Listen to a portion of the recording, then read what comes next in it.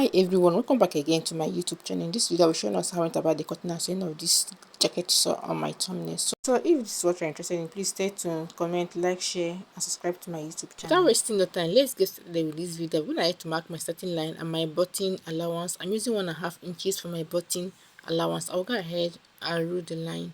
From my starting line, I divide my shoulder into 2 and mark. I came down to mark my chest line, my bust line, my half length. From my half length, I came down with 5 inches for my jacket length. You can make it 6 inches. So I'll go ahead to loop the lines.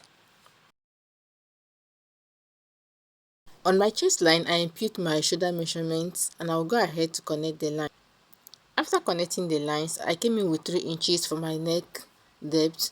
On my bust point, I came down with 1 inches. You can come out with 1 inches for my button allowance.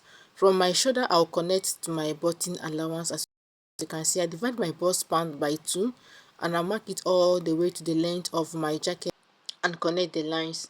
On my half length, I came in with half an inch on both sides and connect my darts. On my shoulder line, I measure to get my midpoint and I'll connect it to my bust dart. I came out with 1 inches to blend it very well. You don't want 1 inches, I came to 1 inches. I extended my line with 1 inches because if so that the other part will be shorter. I divide my bust by 4 and mark plus my 1 inches. I added it there plus my 1 inch seam allowance. On my half length, I divide my half length by 4 and mark plus my 1 inch is going off. I added it there plus my seam allowance. So I'll go ahead to connect my dots. Now use my French curve to cover my armhole. This is my new armhole. I came down with 1 inches from my half length. On my button line, I extended it down to where I want it to stop, so I will connect the lines. Here is my button pattern. Came in with 2 inches from my front pattern and I'll connect it to my button. From here, I came down with 1 inches and I'll also go ahead to connect it to my button line. After that, I will highlight all the lines that I will be cutting off.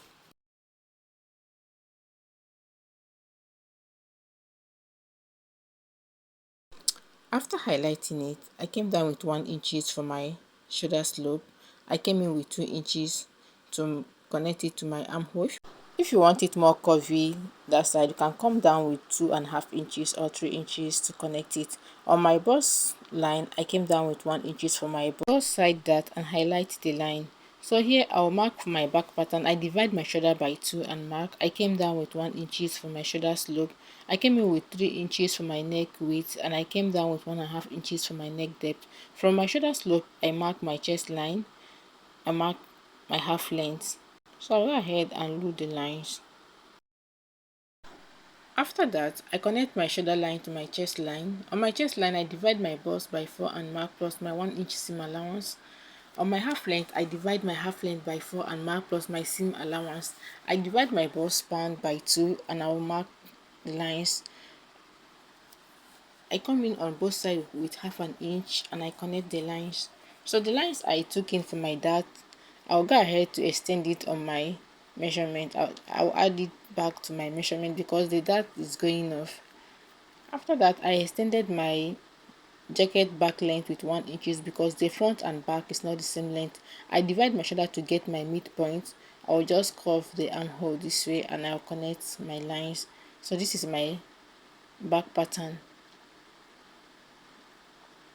So with this back pattern, I will take it to my front pattern to measure the neckline. So I'll advise you to mark 2 inches. So by the time you finish sewing on both sides, you'll be getting 1 inches, as you can see here.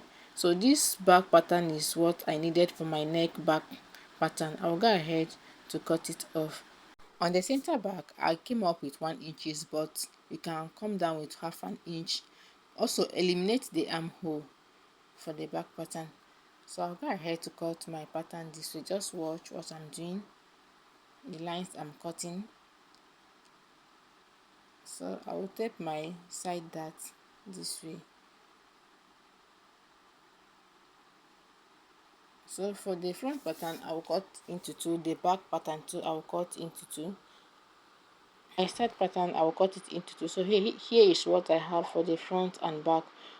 Also, I've gone ahead to cut on my pattern. I cut both the lining on my pattern, as you can see here. I'm using the material for the pattern, for the lining also. Here is from my back pattern. So after that, this is what we have. After joining it, this is what I have here. So if you find this video helpful, please like, share, subscribe to my YouTube channel, comment. See you in my next video. Thank you very much for watching.